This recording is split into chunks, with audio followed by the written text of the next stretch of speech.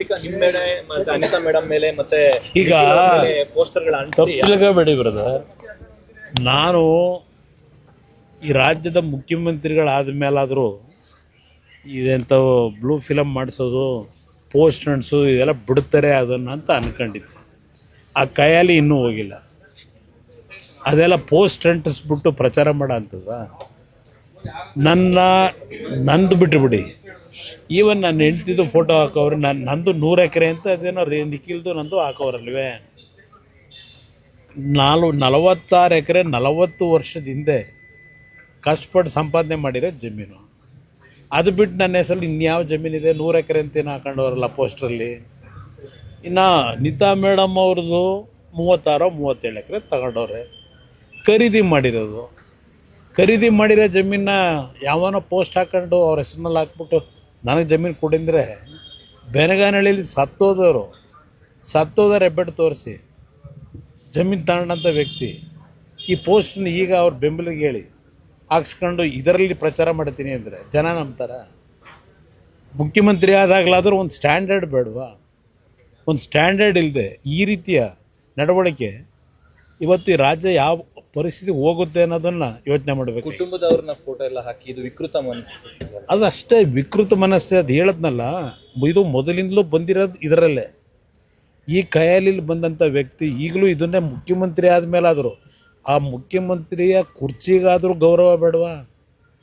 ಈ ರೀತಿ ಪೋಸ್ಟ್ಗಳು ಹಾಕ್ಕೊಂಡು ಇವತ್ತು ಪ್ರಚಾರ ಮಾಡ್ಕೊಂಡು ಅಪ್ರಚಾರ ಮಾಡ್ಕೊಂಡು ಅಶೋಕ್ ಅವ್ರ ಮೇಲೆ, ಅಲ್ಲಿಂದ ವಿಜೇಂದ್ರ ಮೇಲೆ, ಅಲ್ಲಿಂದ ನಾರಾಯಣ ಸ್ವಾಮಿ ಮೇಲೆ ತಪ್ಪು ಮಾಡಿದರೆ ಮುಖ್ಯಮಂತ್ರಿ ಆ್ಯಕ್ಷನ್ ತಗೊಳ್ಳೋಕೆ ಹೇಳಿ ಅಧಿಕಾರಿಗಳಿಗೆ.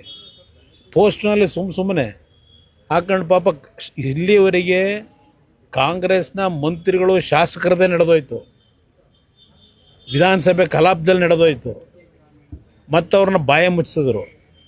ಸದ್ಯ ಹೇಳ್ತೀವಿ ಅಂತೇಳಿ ಬಾಯ ತೆಗಿಲಿಲ್ಲ ಅವರು.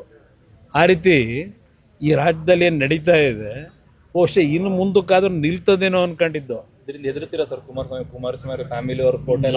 ನಾನು ಯಾವುದೇ ಕಾರಣಕ್ಕೂ ನಂದು ತೆರೆದ ಪುಸ್ತಕ. ಎಲ್ಲ ವಿಷಯಗಳು ನನ್ನ ಕಾರ್ಯಕರ್ತರಿಗೂ ಗೊತ್ತು, ಜನತೆಗೂ ಗೊತ್ತಿದೆ. ಅದರಿಂದ ನಾನು ಇದಕ್ಕೆಲ್ಲ ಇಂಥ ಬೆದರಿಕೆಗೆ ಹೆದರ್ತಕ್ಕಂಥ ಪ್ರಶ್ನೆ ಇಲ್ಲ, ಈ ಪೋಸ್ಟ್ಗಳಿಗೆ ಹೆದರ್ತಕ್ಕಂಥ ಪ್ರಶ್ನೆ ಇಲ್ಲ.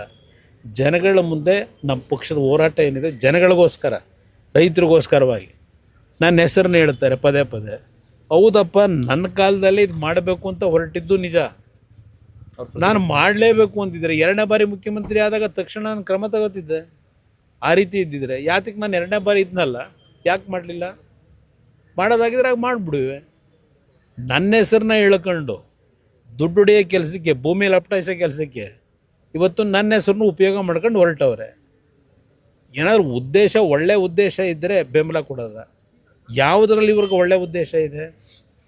ಯಾವುದೇ ಒಂದು ಕೆಲಸ ಮಾಡಬೇಕು ಅಂದರೆ ದುಡ್ಡೇ ನೋಡ್ತಾರೆ. ಇಂಥ ವ್ಯಕ್ತಿ ಬಗ್ಗೆ ನಾನು ಎಷ್ಟು ಸಲ ಮಾತಾಡಲಿ ಸರ್? ಇನ್ನೊಂದು, ನಿನ್ನೆ CLPಯಲ್ಲಿ JDS ಅವರು ಆಪರೇಷನ್ ಮಾಡ್ತಿದ್ದಾರೆ ಕಾಂಗ್ರೆಸ್ ಶಾಸಕರು. ನಾವು ಏನು ಆಪರೇಷನ್ ಮಾಡೋದ? ನಮ್ಮದು ಒಂದು ಸಣ್ಣ ಪಕ್ಷ. ನಮ್ಮ ಪಕ್ಷದಲ್ಲಿ ಏನಿದೆ ಮಾಡೋಕ್ಕೆ? ನಮ್ಮ ಕೈಲಿ ತಾನೇ ಏನಾಗ್ತದೆ? ಸರ್ಕಾರ ಅವ್ರ ಕೈಲಿದೆ. ಮ್ಯಾನ್ ಪವರು, ಮಸಲ್ ಪವರು, ಹಣದ ಪವರು ಎಲ್ಲ ಇಟ್ಕೊಂಡವ್ರೆ. ಅವ್ರ ಮುಂದೆ ನಾವು ಫೈಟ್ ಮಾಡೋಕ್ಕಾಗುತ್ತಾ? ನಾವು ನಮ್ಮ ಪಕ್ಷದ ಮತಗಳು ಚಲಾಪಿಲಿ ಆಗಬಾರ್ದು, ನಮ್ಮ ಪಕ್ಷದ ಮತ ಒಟ್ಟಾಗಿರಬೇಕು ಅನ್ನೋದಕ್ಕೆ ಕ್ಯಾಂಡಿಡೇಟ್ ಹಾಕಿದ್ದೀವಿ. ನಾವೇನು ಗೆದ್ದೇ ಬಿಡಬೇಕು ಏನಾದರೂ ಮಾಡಿ ಕುತಂತ್ರದ ಮುಖಾಂತರ ಅನ್ನೋ ಪ್ರಶ್ನೆ ಇಲ್ಲ. ಈಗ ನಮ್ಮ ಅಭ್ಯರ್ಥಿ ಅರ್ಜಿ ಹಾಕಬೇಕಾದ್ರೆ ಹೇಳಿದ್ದಾರೆ ಆತ್ಮಸಾಕ್ಷಿ ಮತ ಕೊಡಿ ಅಂತ ಕೇಳಿದ್ದಾರೆ. ಇದು ಹೊರತುಪಡಿಸಿ ಏನಿದೆ? ಇವತ್ತು ನಮ್ಮ ಜೊತೆಗೆ BJP ಪಕ್ಷದ ಸರ್ಪ್ಲಸ್ ಓಟಿದೆ. ಆ ಓಟಿಗೆ BJP ನಾಯಕರಿಗೆ ಮನವಿ ಮಾಡಿದ್ದೇವೆ. ನಾವು ನಮ್ಮ ಓಟನ್ನು ಭದ್ರವಾಗಿ ಇಟ್ಕೋಬೇಕು ಅನ್ನೋದಕ್ಕೋಸ್ಕರ ಮಾಡಿದ್ದೀವಿ ಅಷ್ಟೇ. ಅಲ್ಲಿನ ಆಂತರಿಕ ಭಿನ್ನಮತ ಏನಾದರೂ ನಿಮಗೆ ಪ್ಲಸ್ ಆಗ್ಬೋದು ಅನ್ನುವಂಥ ಲೆಕ್ಕಾಚಾರ? ನೋಡೋಣ, ಅದು ಭಗವಂತ ಇಚ್ಛೆ. ಅದೇನಾದರೂ ಆ ರೀತಿ ಆದರೆ ನಿಜಕ್ಕೂ ಆ ಕೆಲಸ ಮಾಡಿದ್ರೆ ಸರ್ಕಾರಕ್ಕೆ ಒಂದು ಬಿಗಿ ಮಾಡೋಕ್ಕೆ ಅನುಕೂಲ ಅನ್ನೋದು ನನ್ನ ಅಭಿಪ್ರಾಯ. ಕೊನೆ ಪ್ರಶ್ನೆ, ಚಲುವರಾಯಸ್ವಾಮಿ ಅವರು ಕುಮಾರಸ್ವಾಮಿ ಅವರಿಗೆಲ್ಲ ಉತ್ತರ ಬೇಡ. ನನ್ನ ಕಾರ್ಯಕರ್ತರು ಉತ್ತರ ಕೊಡ್ಕೊತ ಅವ್ರು ಎಲ್ಲಿದ್ದವರು, ಅವ್ರ ಬಗ್ಗೆ ನಾನೇ ಯಾಕೆ ಚರ್ಚೆ ಮಾಡಲಿ? ಅಂಥವ್ರ ಬಗ್ಗೆ ಚರ್ಚೆ ಮಾಡೋದು ನನಗೆ ಅನಾವಶ್ಯಕ. ಅವ ಪಾಪ ಯಾವ ಚೇರ್ಗಿರ್ ಉಳಿಸ್ಕೊಳ್ಳೋಕೆ ಓಡಾಡ್ತಾರೆ, ಅದಕ್ಕೆ ನಾನೇ ಯಾಕೆ ಉತ್ತರ ಕೊಡ್ತೀನಿ? ಏನೇನೋ ಮಾತನಾಡ್ತಾರೆ. Sir, thank you.